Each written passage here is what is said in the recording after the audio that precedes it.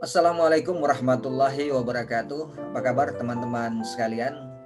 Senang sekali kita bisa bertemu kembali ya. Dan buat teman-teman yang baru pertama kali bertemu di sini di channel ini berisi tentang inspirasi, banyak inspirasi kehidupan, kemudian juga tentang motivasi dan komunikasi. Kita belajar tentang bagaimana berkomunikasi secara efektif.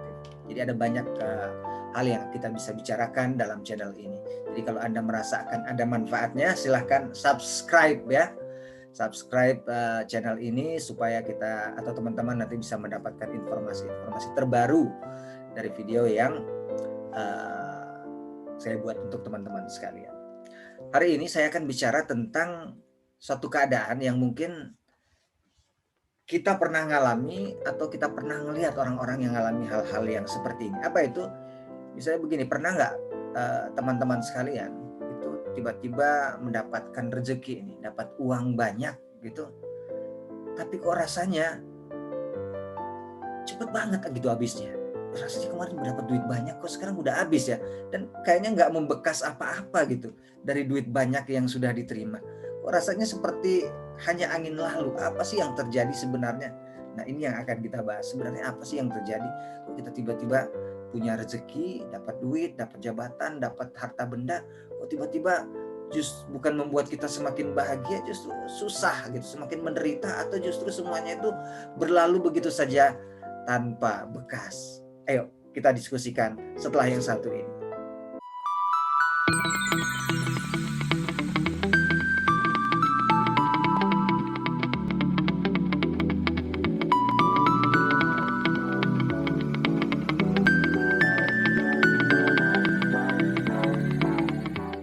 Teman-teman sekalian, banyak orang nih yang mengalami hal seperti ini. Tiba-tiba dia dapat duit, dapat rezeki gitu. Nggak usah banyak lah, kita katakan lebih banyak dari biasa-biasanya. Dia nggak pernah dapat duit sebanyak itu. Wah, dia sangat gembira. Setiap orang pasti gembira ya. Tapi hanya dalam waktu yang sangat singkat, tiba-tiba dia kok ngerasa, duit ini udah habis gitu. Atau tiba-tiba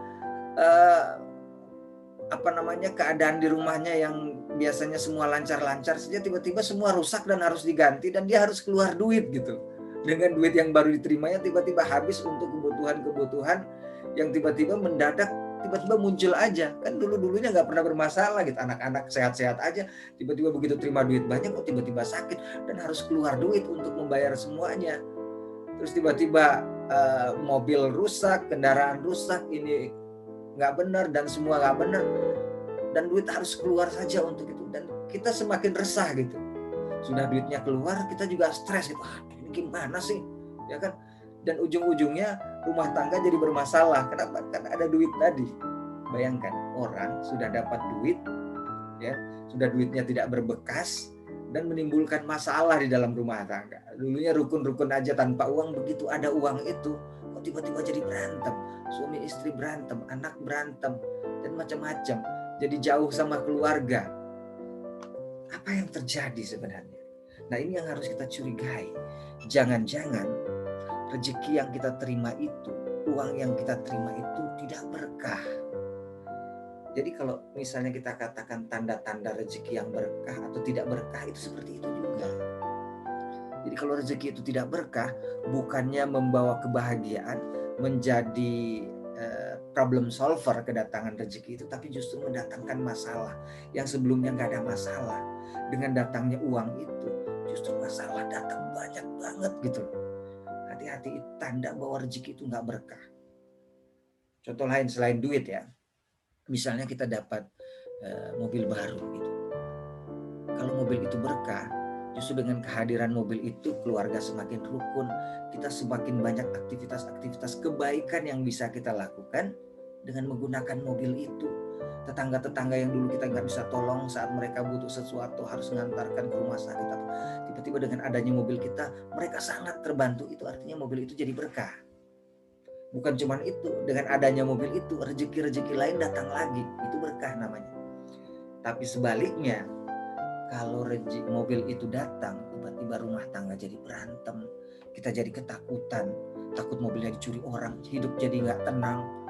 Jadi dulunya biasa-biasa saja, begitu ada mobil itu hati resah atau merasa diri semakin sombong, semakin ingin pamer.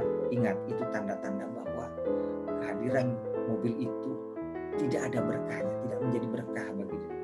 Anak jadi berantem karena rebutan pengen pakai mobil yang dulunya nggak pernah begitu. Itu tanda bahwa rezeki mobil itu tidak menjadi berkah. Selain itu jabatan juga, ada orang yang begitu dapat jabatan kok semuanya berubah gitu. Bukannya mendapatkan banyak kebaikan, tapi justru dia semakin sombong, semakin arogan, semakin menjaga image, nggak mau bergaul dengan orang yang dulu sering bermain dengan orang-orang yang biasa-biasa saja, sekarang merasa gengsi dan harus bermain dengan yang selevelnya. Ya kan, selalu merasa khawatir kalau jabatannya itu tiba-tiba diambil orang, selalu merasa ketakutan kalau tiba-tiba ada orang-orang yang punya potensi untuk mendapatkan jabatan ini. Ada ketakutan yang muncul. Meskipun tampak sudah hebat dengan jabatan, tapi resah hati ini. Suasana hati itu tidak tenang dengan datangnya jabatan, datangnya harta, datangnya uang. Hati-hati, ini tanda bahwa semua itu tidak ada keberkahannya. Nah sekarang pertanyaannya, mau nggak kita dapat uang banyak tapi nggak berkah? Pasti nggak mau kan? Tapi yang repotnya adalah orang sekarang berjuang gitu loh untuk mencari harta, kekayaan, dan nggak mikir apakah itu berkah atau enggak. Padahal itu justru yang akan membuat hidupnya menderita. Banyak sekali orang yang dulu hidupnya tenang, dengan hidup kesederhanaan, dengan segala kesederhanaannya hidupnya tenang. Tapi begitu dapat duit, langsung berantakan keluarga itu. Berantakan segalanya. Tapi ada juga orang yang sebenarnya dia cuma dapat duit 100.000, 200.000, tapi kok rasanya nggak pernah habis-habis duit itu. Ya kan, segala kebutuhan yang nggak mungkin tercukupi dengan uang 100-200 ribu itu ternyata kok dalam sebulan bisa tercukupi. Ya aneh, padahal jumlahnya nggak seberapa banyak, tapi tercukupi. Itu namanya rezeki berkah.